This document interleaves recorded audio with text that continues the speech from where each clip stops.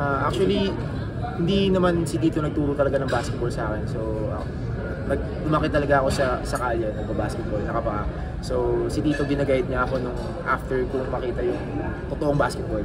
Nung nagpunta na ako sa mga schools, doon, tinignan niya na ako na okay, may potential itong pamangkin ko. So, ginaguide niya na ako padahan-dahan, pero hindi niya binibigay yung 100% kasi gusto niyang makita yung commitment ko as a player. So yun, dahan-dahan pinakita ko naman kay Tito, and hanggang ngayon nandun siya. Nandito siya, advisor ko, tito ko, tatay ko, kung ano naman pwedeng itawag sa kanya na laging nag-guide sa akin.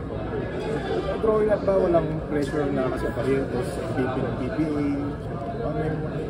Actually, yung secret ko nga, parang naglalaro ko ng basketball, naisip ko hindi ako Aparientos kasi mabigat talaga para sa akin. Mabigat yung apelido na yun.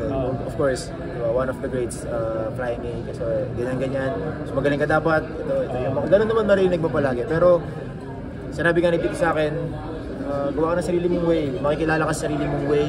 Kung mo isipin kung ano yung napagdaanan ko before, ano man yung achievement na nakuha ko, yan ka, si RJ ka. Kaya ka nandito. So, yun, very thankful ako sa mga ganong word.